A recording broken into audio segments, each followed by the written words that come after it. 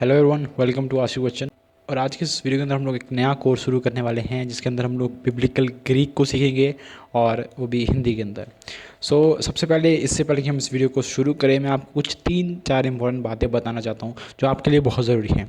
सबसे पहली बात है कि आपके पास एक स्पेशल नोटबुक होनी चाहिए जिसके अंदर आप अपनी सारी इंपॉर्टेंट थिंग्स को रखेंगे। कई बार आपको मैं पीपीटी ज़रूर दूंगा, पीडीएफ ज़रूर दूंगा, वर्कशीट ज़रूर दूंगा, लेकिन कई बार ऐसी चीज़ें हैं जो वर्कशीट या पीपीटी में नहीं होंगी। मैं उनको अपने ज़ुबान से बोलूँगा या आपको बताते समय उनको बताऊँगा। तो उन चीज़ों को आप एक स्पेशल नोटबुक रखिए जिनके अंदर आप लिख सकते हैं, तो वो बहुत ही ज़रूरी है। अगर आप साथ में साथ नोट्स बना रहे हैं तो और भी अच्छा है, ताकि आप बाद में जाकर उससे रेफ़र बैक कर सकें।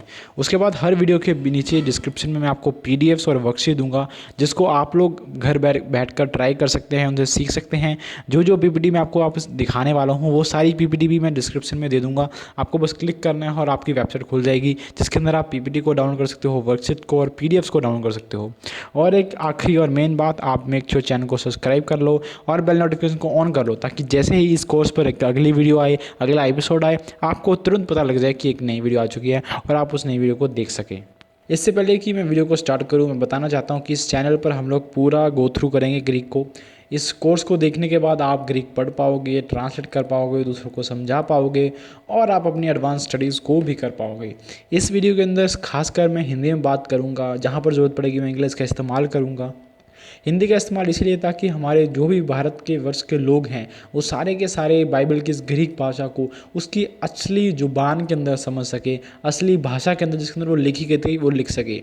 ट्रांसलेटेड बाइबल्स में क्या फ़र्क होता है और ग्रीक में क्या फ़र्क है, इस वीडियो को देखने के लिए आप लोग आई बटन पर क्लिक कर सकते हो। मैंने इसमें डिटेल में एक्सप्लेन किया है कि कैसे ट्रांसलेटेड बाइबल्स में और जो ग्रीक की असली बाइबल है उसमें कितना फ़र्क है और क्यों हमें ग्रीक सीखनी चाहिए।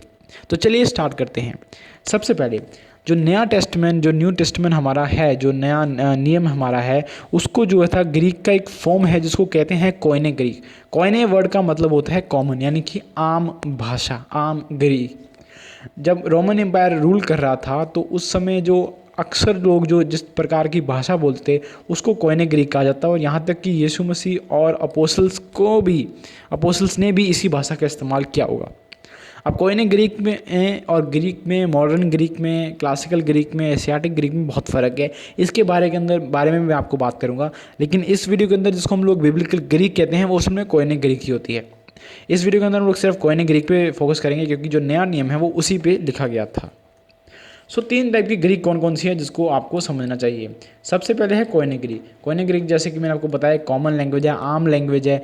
जितने भी लोग नियर ईस्टर्न वर्ल्ड में रहते थे और वहाँ के जो स्पेशली पेजेंट लोग थे वो इसी का इस्तेमाल करते थे।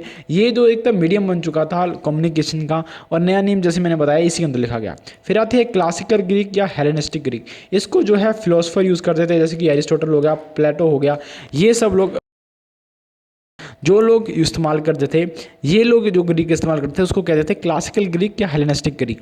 और इसका मेन बात ये थी कि इसके अंदर होता ये था कि अगर आपका पूरा पेज इन्होंने लिख दिया, हो सकता है कि वो पूरा का पूरा पेज जो है सिर्फ एक सेंटेंस हो और आप एक सेंटेंस को पूरे पेज के अंदर लिखा कर लिख सकते थे।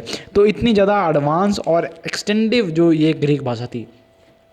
फिर आती है एशियाटिक ग्रीक। जैसे कि आपको इसके अंदर एशियाटिक के अंदर एशिया देख ही रहा है, तो ये एक तरह की एक ब्रिलियंट स्टाइल और एपिग्रामेटिक थी।